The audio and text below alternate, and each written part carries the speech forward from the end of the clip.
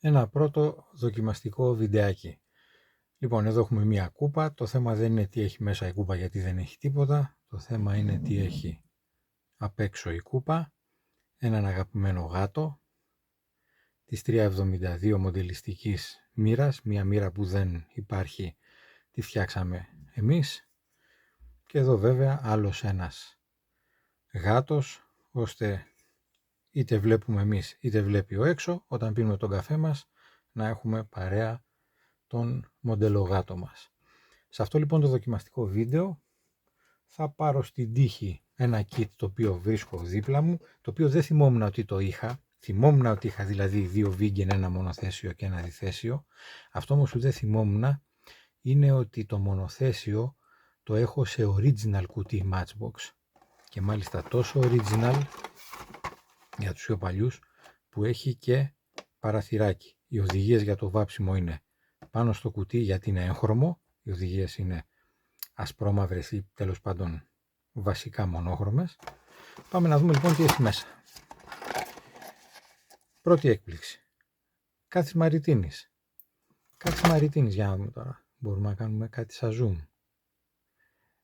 Κάθης μαριτίνης, το οποίο πρέπει να μου το έχει δώσει ο Nick 2, από τον οποίο και πήρα το kit. Καλύπτερα. Όπα. Τι έχουμε εδώ. Εδώ είναι το μπροστινό μέρος. Προς στιγμή μου θύμισε λίγο, αν ήταν να ανοίγει κατά αυτή την έννοια, μου θύμισε καλύπτρα F18. Όχι, είναι μονοκόμματη. Εδώ είναι το μπροστινό μέρος και εδώ είναι το κινούμενο. Πάμε λοιπόν, τα βγάζω όλα μαζί. Κάτι άλλο μέσα δεν βλέπω. Ωραία. Μοναδικό αεροπλάνο. Κάποια στιγμή πρέπει να φτιαχτεί. Δεν ξέρω αν θα φτιαχτεί από αυτό το κίδι από κάτι άλλο, αλλά πρέπει να φτιαχτεί ένα τέτοιο καταπληκτικό αεροσκάφος. Λοιπόν, decals άχρηστα, γιατί τα εθνόσημα έχουν εξεθοριάσει ή ήταν τόσο κακοτυπωμένα που αντί για μπλε φωτεινό φαίνονται ένα πολύ περίεργο χρώμα. Βάση, κλασική βάση Matchbox. Για όσους έχουν φτιάξει Matchbox σε μικρή ηλικία, θυμώνται αυτή την τόσο όμορφη βασούλα, η οποία μάλιστα από μια αναφέρει Matchbox, από την άλλη αναφέρει Listening Products. Είναι μάλλον η εταιρεία που έφτιαχνε τα Matchbox Kids. Το μη από το Matchbox, τώρα το συνειδητοποιώ, ως παιδί δεν το είχα τσεκάρει ποτέ. Ωραία, λοιπόν, ένα κομμάτι της ατράκτου έχει φύγει. Κλασική γράμμωση Matchbox, χαραγμένη με το κουτάλι. Λοιπόν, εδώ τώρα υπάρχουν δύο θέματα. Το ένα είναι αν είναι ακριβής, με την έννοια ότι αν αποτυπώνει πράγματα που υπάρχουν και στο πραγματικό αεροσκάφος, και το άλλο είναι αν είναι σωστό το βάθος. Το βάθος προφανώς δεν είναι σωστό, γιατί είναι υπερβολική. Παρόλα αυτά, αυτή η γράμμωση με ένα δικό της τρόπο ίσως βοηθούσε το βάψιμο με πινέλο, δηλαδή συγχωρούσε τα πολλαπλά χέρια. Κάτι το οποίο ακόμα δεν έχω αποφασίσει αν μ' αρέσει ή όχι, είναι ότι το κάθετο σταθερό έρχεται μόνο στο ένα μέρος της ατράκτου. Ίσως είναι καλό, γιατί σε γλιτώνει από το να πρέπει να κολλάς δύο μέρη και να προσπαθείς μετά πάνω στην ένωση να φέρεις κάτι που να φαίνεται μαχαίρι.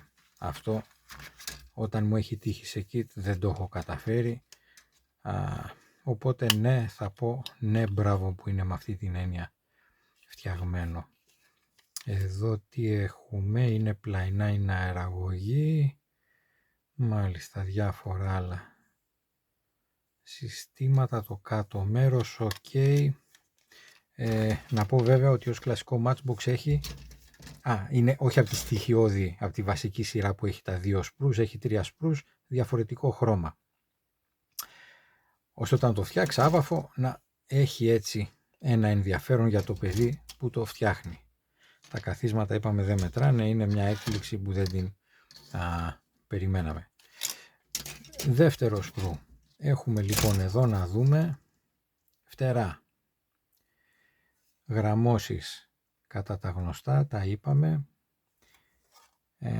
Το αστείο της υπόθεσης είναι ότι επειδή τώρα που γυρίζω το βίντεο δεν φοράω τα γυαλιά μου, δεν μου φαίνεται και τόσο περίεργο, δηλαδή ενώ στην πραγματικότητα είναι Matchbox και όλοι ξέρουμε τι σημαίνει αυτό, εγώ το βλέπω σαν να είναι Ιταλέρι, μην πω ότι σε κάποια σημεία μου φαίνεται σαν να είναι και Χασεγκάβα, γιατί απλά δεν φοράω τα γυαλιά μου, οπότε αυτή η έντονη γράμμωση στο μάτι εμένα μου φαίνεται ότι είναι μια χαρά, παιδιά. Ωραία. Πάμε λοιπόν και το τρίτο σπρου. Στο τρίτο εδώ κάτι λείπει. Τι να λείπει, μάλλον λείπει, αυτός ο πύραυλος που είναι σε δύο κομμάτια θα είχε, ναι, θα είχε άλλο ένα ζευγάρι κομματιών για ένα τέτοιο πύραυλο. Υπάρχουν βέβαια αυτοί οι καταπληκτικοί RB, δεν θυμάμαι πώς λέγονται, αντιπλοϊκοί, είναι πύραυλοι κατά πλοίων επιφανείας, που δίνουν όλη τη γοητεία στο συγκεκριμένο αεροσκάφος όταν είναι μονόχρωμο, γιατί όταν είναι βαμμένο με το καμουφλάζ του δεν χρειάζεται κάτι παραπάνω. Το ίδιο το καμουφλάζ, ο χρωματισμός είναι αρκετός για να τραβήξει το μάτι. Αυτό που θυμάμαι και έχω μια μικρή ένσταση είναι ότι ίσως τα σκέλη είναι πολύ ασθενή, έτσι είναι πολύ λεπτά, λεπτεπίλεπτα, οπότε αυτό θέλει μια προσοχή στην κατασκευή και ίσως να δημιουργεί και μια ανακρίβεια στο σχήμα, αλλά ξαναλέω, με τέτοιο καταπληκτικό καμουφλάζ ποιος νοιάζεται για το τι γίνεται στα σκέλη. Βλέπω και κάποιους φορείς πυράβλων νομίζω. Κάτι όμως που με ενοχλεί είναι, όχι νάτες, μία-δύο μικρές ρόδες και 2 συν 2 για τα κύρια σκέλη. Όχι, νομίζω ότι είμαστε κομπλέ. Για την ιστορία να πω βέβαια ότι υπάρχει ο κλασικός, ο πιλότος, ο generic, ο monogram, και ας δούμε λίγο και σύγκριση τι γίνεται με το κάθισμα της Matchbox σε σχέση με το aftermarket κάθισμα δωράκι που υπάρχει εδώ μέσα. Να πω βέβαια ότι το κάθισμα αυτό δεν είναι και πολύ άσχημο, με την έννοια ότι το κάθισμα δεν είναι generic όπως είναι ο πιλοτάκος μας εδώ. Είναι ένα κάθισμα που έχει το βασικό σχεδιαστικό μοτίβο του καθίσματος που έχει το Vegan. Απλά, εντάξει, προφανώς δεν έχει ζώνες, δεν έχει τίποτα, γιατί η λογική είναι ότι φοράς τον πιλότο και είσαι ok.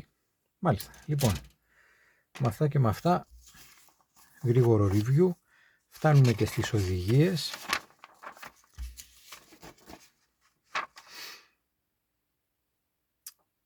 Πόσα χρόνια ή και δεκαετίες έχω να δω οδηγίες από Matchbox. Ναι. Ωραία, και είναι και φορτωμένο σχετικά. Δηλαδή παραπάνω δεν παίρνει, νομίζω ότι σχετικά.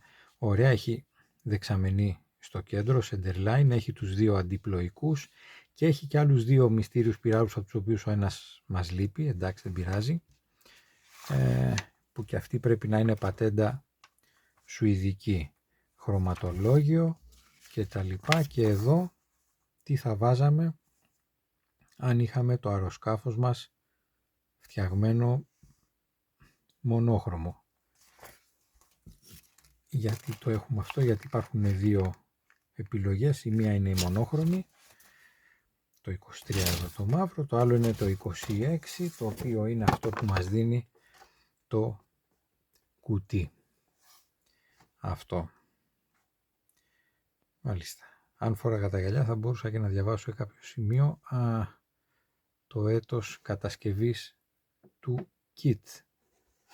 Και εδώ έχουμε μια απεικόνιση πώς θα ήταν το αεροσκάφος, το μοντέλο μας, αν το φτιάχναμε χωρίς να το βάψουμε. Η ερώτηση τώρα, παιδιά, είναι η εξής. Αυτό το συμπαθητικό kit αυτού του καταπληκτικού αεροσκάφους, το οποίο δεν έχει καλά ντέκαλας, του λείπει ένας πύραυλος, αλλά εντάξει, δεν πειράζει. Του έχει ξεκολλήσει και το ένα κομμάτι της ατράκτου από εδώ, αλλά εντάξει, δεν πειράζει. Και βασικά είναι κατά 98% πλήρες, κατά 100% κατασκευάσιμο με την παραδοχή του πυράβλου, αρκεί κάποιος να βρει σήματα και νομίζω αυτό δεν είναι πρόβλημα. Το ερώτημα λοιπόν είναι αυτό. Τι το κάνουμε? Το κρατάμε για να το βλέπουμε, το κρατάμε για να το έχουμε και να λέμε να πως είναι ένα matchbox, ή το βγάζουμε κάπου να το πουλήσουμε σε μια συμπαθητική τιμή?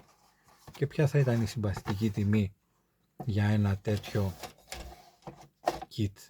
Ένα matchbox σε κουτί matchbox και μάλιστα της πρώτης γενιάς, το κλασικό με το τζαμάκι. Αυτό ίσως στα χέρια ενός συλλέκτη να έλεγε πολλά. Με προβληματίζει, δεν ξέρω, περιμένω τα σχόλιά σας. Αυτά.